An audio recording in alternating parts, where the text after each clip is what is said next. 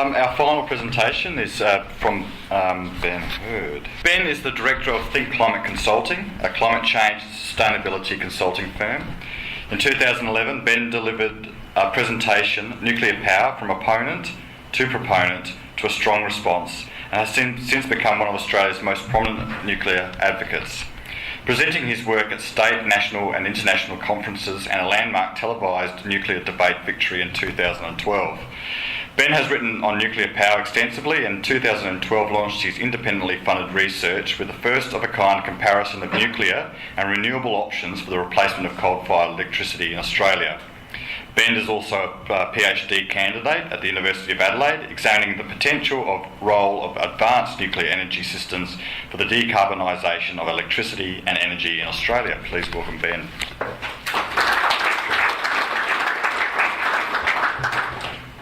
Thank you very much for having me. I can get that first go. That's great. I love it when I'm at functions talking about, the highest technology in the world and people are like, how do I work with PowerPoint? It gets me every time. Thank you very much for having me. A few things I'd like to say to begin with. I'm going to give you my perspective on where I feel the opportunities may lie for South Australia in nuclear power, in the nuclear fuel cycle more broadly.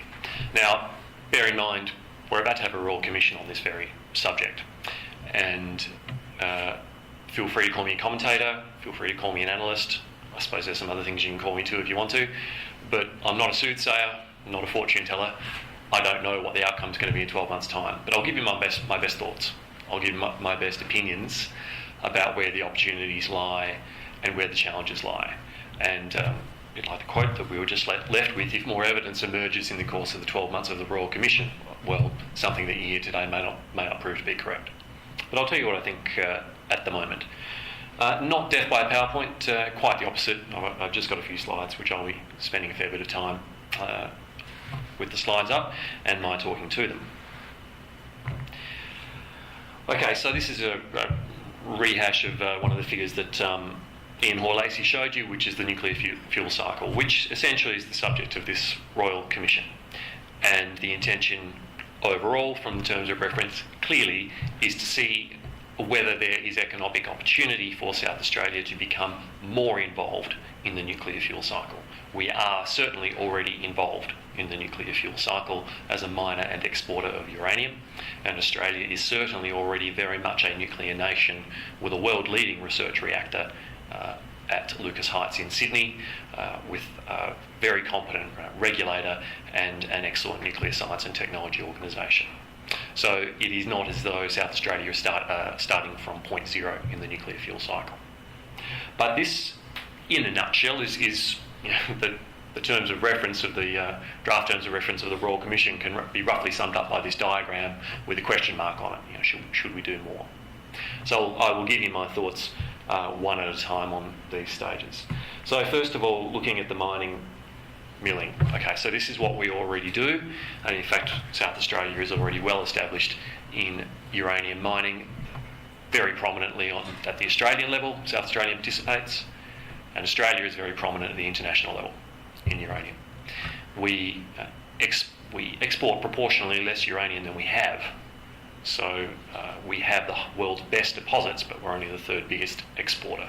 So we could potentially do more and do better out of uranium mining. However, in all the time I spend with the uranium industry, the main feedback I've had over the last few years is, well, this is about price. This is about the price of the commodity. This is a mature market. It's well established in South Australia, and the Royal Commission is not seeking to undo that. And the fortunes of the uranium industry, mainly, I feel, are going to rise and fall on the basis of the price of uranium globally. I have no doubt that the uranium industry will have some ideas for better regulations. Industry always tends to have ideas about better regulations. But at the moment, it's about a $300 million business. If it were to double somehow, which would be a great feat, that would be terrific. It wouldn't necessarily swing the economic destiny of the state of South Australia. Can we get the price of uranium to go higher? Possibly we can, but we need to do some other things first to make that happen, because it's all going to be driven by demand for the product. So there's mining. We're in it. Could we do more in it? No doubt. Will there be some ideas about how to do better in it? No doubt. Will major outcomes of the Royal Commission result be about the future changes in uranium mining in South Australia? I don't think that will be a major outcome. Then we have the steps, which I'm just going to, for the sake of time, roughly group the conversion, enrichment, fuel fabrication as what we'll call the value-adding steps of the nuclear fuel cycle. Just for point of definition, conversion is changing it from U3O8 into UF6, uranium hexafluoride gas, which is then solidified, drained, and moved for enrichment. Enrichment is the process that Ian talked about, where it is taken from only a very low proportion of uranium-235 to a higher proportion of uranium-235, such as is suitable for most types of nuclear fuel. Fabrication is the fairly highly skilled process of then turning that into the fuel pellets, the fuel rods, and the fuel assemblies. And that's where the value is added. Now, I've been sort of following uranium and nuclear in South Australia and Australia for a longish time, and I would say that there has for a long time been a colloquial notion that we have to value add. We should be value add into our uranium. There's so much money that we're missing out on. Truth is, depending on the uranium price, we get a lot of the value already from the whole fuel cycle out of the mining. It's a pretty good value, high return phase of the uranium fuel cycle. It might be a quarter of the total price of your fabricated nuclear fuel is actually wrapped up in the mining stage. Could be as high as a third, depending on the uranium price. So let's say hypothetically that Australia got fully involved in these three stages of the value adding. What's the economic ramification? Well, maybe it's taking the existing uranium industry and increasing it by 2 or 3 or maybe 4 times total economic value. That ain't nothing. But again, that's not necessarily perhaps the bonanza that most people had envisaged when they think about the value adding of uranium. That's also not to say that that's highly profitable, just talking about the actual economic activity in it as opposed to the clear profit in it. And the other thing is that these are not things you just up and do one day. You can't just suddenly decide you'd like to enrich some uranium. So there are high barriers to entry in these stages, particularly the enrichment phase relating to the importance of safeguards. Clandestine enrichment is the main proliferation issue. Less so conversion, and that might be a soft point of entry for South Australia for value adding. Fabrication, highly skilled. South Australia could be really well suited in terms of the sort of industry we would like to do. But to come back to Ian's point, is it even needed at the moment? Now, if the Royal Commission is to take a very long time frame, probably there's opportunities everywhere if we're looking far enough in the future for South Australia in all of this. It's a completely different question if we're thinking about a 5-year time frame or a 10 or a 15-year time frame. And Ian is suggesting there may not be new demand or new supply required there for possibly 20 years. And we've got to get in and do that at as good a price or better than the people who are already doing it. So these are just the commercial realities and the other barriers to entry to these value-adding stages that maybe sort of seem like pouring a bit of a glass of cold water on this. That's kind of how I felt about it as I was learning about it, and it wasn't quite what I expected. And again, evidence may come out over the next 12 months that suggests there is a strong opportunity here that I wasn't aware of. But what I'm saying is that the scale is perhaps not necessarily what everyone thinks. The barriers are quite high. The profits may not be as big as most people think, and the demand may not be there for some time. All warrants investigation, but it's not a no-brainer. So you come further down now and you have a power plant here. So should Australia have nuclear power plants for electricity? Well, I am floridly on the record as saying yes, we should. Okay, I've written that many articles, been on television, the works, arguing that Australia should have nuclear power. And I've been arguing it from a perspective of climate change mitigation and clean energy. And that's why I've been arguing South Australia should have nuclear power, and conservation of biodiversity, and conservation of land, and conservation of water, and clean air. Okay, so yes, I think South Australia should have nuclear power. I think that's an important question for the Royal Commission, but I'm not really sure that's what they've set the Royal Commission up to determine. How can we clean the air and get clean energy? You can get that answer pretty quickly. I think they're more interested to know whether or not it's good for South Australia's economy to do this. We're in a completely different position to the UK was back in those days. We're not running out of fuel. No way, no how. We're not running out of capacity. In fact, currently, we're oversupplied. So, point is, how? Which again, how would South Australia get a nuclear power plant up and running? They're expensive, we know that. If it happened, that's a lot of money that comes in, but who's paying for it? Is it actually a net benefit to have it? And currently, in our current policy environment, there's no case. There's no argument for it. There's actually no argument for any new capacity of any kind in Australia right now, let alone one that is at the higher cost end. So absent policy, there's no demand. I think we should have policy. I've always thought we should have policy in relation to environmental grounds. We will probably need to renew some infrastructure down the line that would create its own driver. But when the Prime Minister responds to the Deputy Liberal leader saying, well, I'm interested in nuclear, but I'm not giving it any subsidy, it would need to be economically competitive in the market, I think that's being decidedly cheeky, having just spent a long time dismantling those aspects of the market that might have supported clean energy. As I wrote, markets are not a natural law, they are a social construct. We construct it for the outcomes that we want, and we try to construct it efficiently and then let the players operate in it. It's up to us to decide the outcomes we want. However, so my core point is, I think that's a terrific thing. At the moment, you wouldn't get it.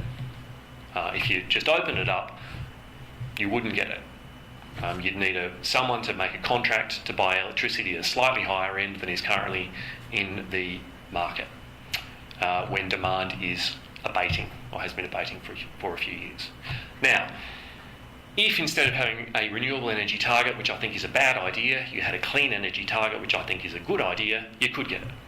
And it's a variation on the theme of contract for difference pricing in the UK.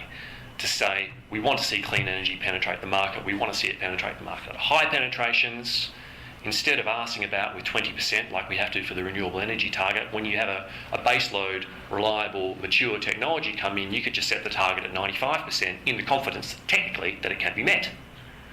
And you could set that using a target. You could have a target that differentiates between payments for simply electricity provided. At the moment, wind turbines are paid for the electricity they provide. You could also set up a differentiated form of the payment to reward the firm capacity added to the network. A nuclear power plant would get high payments for electricity provided plus high payments for firm capacity added to the network that could support the investment in the nuclear. A wind turbine will get high payments for electricity provided, only very small payments for firm capacity added to the network because they're not very reliable. But their electricity is slightly cheaper than the nuclear power plants in Australia at the moment. So you probably get some more wind for quite some time on the basis of those payments, but as the pressure rose to be adding firm capacity instead of unfirm capacity, that policy would need to be something that is living and can evolve and weight those payments toward the firm capacity and get the investment in the nuclear. Which is my little brainwave in terms of what a good policy would look like. Point is, you need a policy, or it ain't happening. So what else could we do? If you go further down in the nuclear fuel cycle, we have, if I call that conventional reprocessing in the Purex form, I'm just going to cut straight to the chase and say I don't think there's any role for that in Australia, and I don't think there ever will be. And you can ask me why later for the purposes of time. But a lot gets made of the idea of spent fuel storage, and a lot gets made of the notion of high-level waste disposal.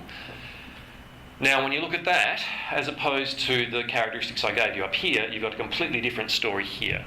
Here you have massive pent-up global demand for service to the tune of about 240,000 tonnes of material that has no permanent home.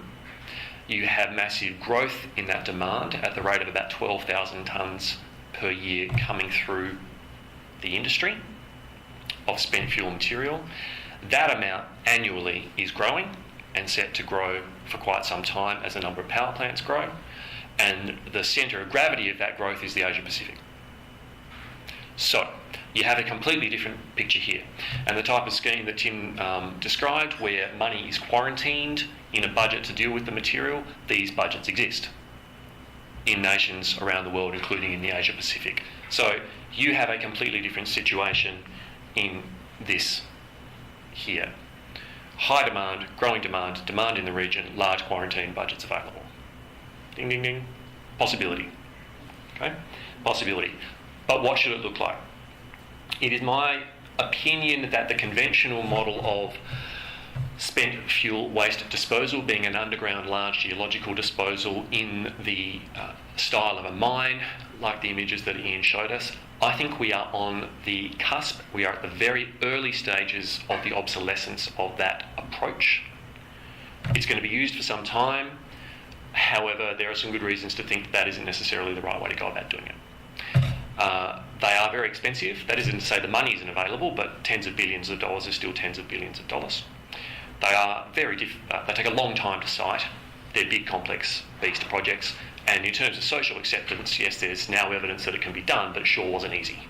It took the Finns 20 years of getting it wrong to get it right. So, not easy. I think evidence is mounting that there's a better way to do it, which is to sort of not really think about that until you know that what you're throwing away truly is waste, and more think about this. And instead of storage, maybe think in terms of a word like custody. And instead of a repository, think in terms of a word like a bank. So provide a service of custody of spent nuclear fuel in a spent nuclear fuel bank. Could be attractive. Speaks to retrievability, speaks to security, speaks to ongoing contracts with customers, speaks to something that's flexible and fluid, and keeps options open for further use in future. Now, what that might look like, again, Ian showed us some examples of it. Fundamentally, dry cask storage. That's 28 years worth of nuclear power in spent fuel. There it is up close, there it is from a distance. These are very, very compact facilities. They're very, very simple devices.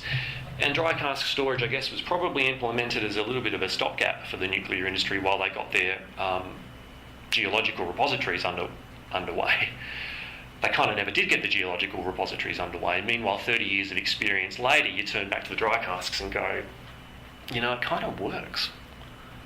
It's not that expensive, it's working, it's safe, it's cool, it's theft-proof, it's indestructible. What's actually wrong with this? Possibly not a lot. That is Germany's facility here, Gorleben. That basically has all of Germany's material. So, I mean, you can put a roof on it if you want, but it doesn't matter too much. A facility like this, offered as a service, could be very attractive. Could be a lot of potential in that. I think that you need to show a final disposal pathway, though. I don't think that anyone is necessarily going to accept open-ended commitments to this material. And so a slightly more detailed mass flow diagram of the sort of closed nuclear fuel cycle with fast reactors, I think this may potentially be of interest. Again, I would say that, you know, only very, very early stages, there's the new era of nuclear fuel cycles beginning now. There's still many decades to play out of light water reactors globally, no question about that, which means many decades more of mined uranium. Relax, everybody. However, ultimately, we're at the dawn of this. Now, if South Australia is going to get involved, it's worth asking the question, where and how should we get involved? Do we want to be a taker of a situation that's mature, or would we like to attempt to get in on the ground floor of what might be next? Now, what might be next is this sort of facility where if you had sort of a spent fuel bank, and to give you some idea of the masses involved, if you took 700 tonnes of the spent light water reactor fuel, you get an initial inventory of about 90 tonnes for a gigawatt of power. So we're talking in terms of around gigawatt. And you pass the rest of the uranium off here.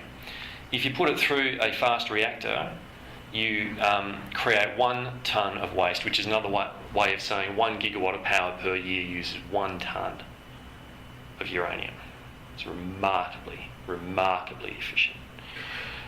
You have created, as well as burning that, you created a few extra actinides, so it's a breeder reactor as described.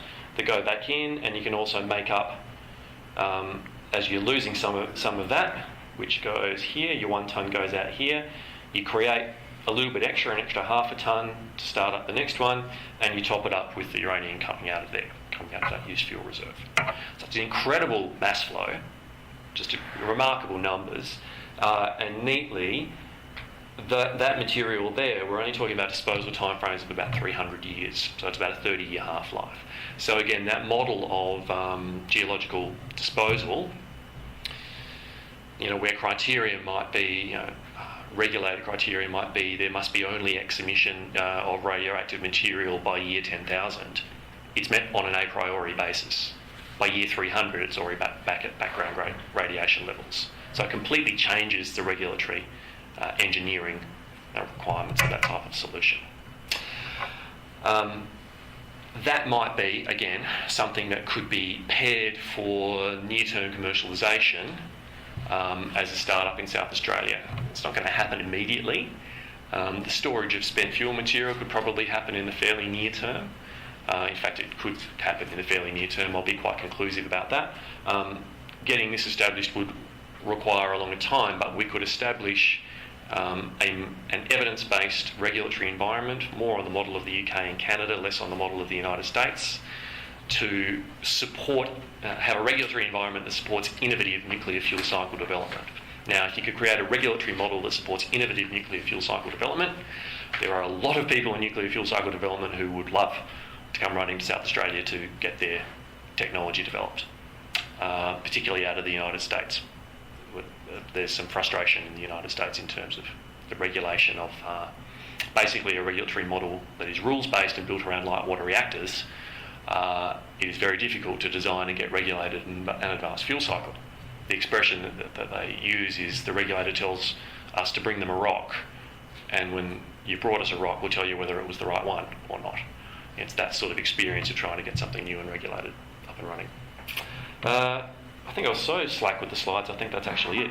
Yeah, that's it. So in summary,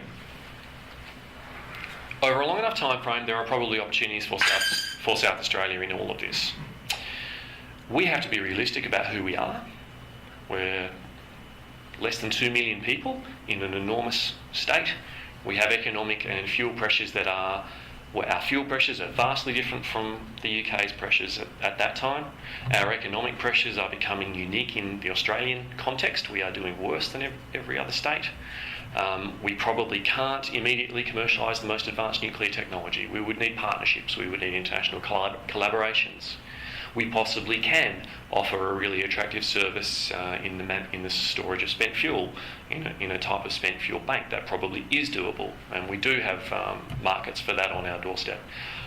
We probably do have the intelligence, and we probably can rebuild the tertiary capacity. We probably can overcome the barriers to do some of these value-adding things, but there will need to be a degree of realism about the challenges involved in that.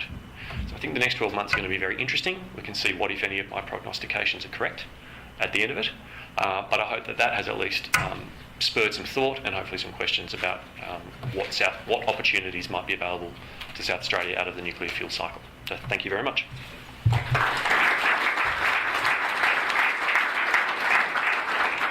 Thank you very much, Ben. Thank you, everyone.